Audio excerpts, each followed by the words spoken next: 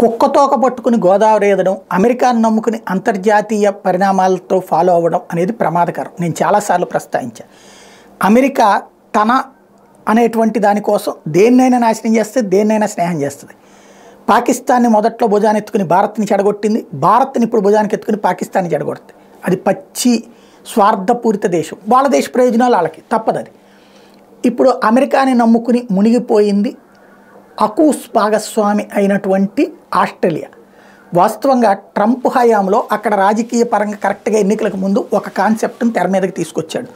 చైనాని control చేయడం కోసం అని చెప్పేసి భారతదేశము, ఆస్ట్రేలియా, జపాన్, అమెరికాలతో కూడినటువంటి కూటమి, అది ప్రధానమైనటువంటి కూటమి కిందకి తీసుకొచ్చారు. అది నాటో తరహాలో ఒక దేశం మీద కనుక ఏ దేశం అన్న దాడికి వస్తే ఈ నలుగురు కలవాలి అన్నటువంటిది అప్పుడు ప్రధానమైనటువంటి వ్యవహారం. ఈ 4 దేశాల జట్టుని కలిపి ట్రంప్ తయారు చేస్తే దానికి పోటీగా ఏదైతే అకూస్ అనేటువంటి ఇంకొక కూటమిని తీసుకొచ్చాడు బైడెన్. ఈ 4 దేశాలను విడగొట్టి ఆస్ట్రేలియా ఒక్కదాన్ని తీసుకెళ్లి బ్రిటను, ఆస్ట్రేలియా, అమెరికాలతో కలిపినటువంటి ఒక కూటమిని తయారు చేశాడు. ఎందుకోసం ఆస్ట్రేలియా ఇట్టించి అటు వెళ్ళిపోయింది అంటే ఇటు ఉంటుంది అటు ఉంటుంది, మెయిన్ అటుకు వెళ్ళిపోయింది. ఎందుకయ్యా అంటే ఆస్ట్రేలియా సబ్మెరైన్లు కొనుగోలు కోసం అని చెప్పి 100 కోట్లు కాదు 1000 కోట్లు ఖర్చు పెట్టడానికి రెడీ అయింది.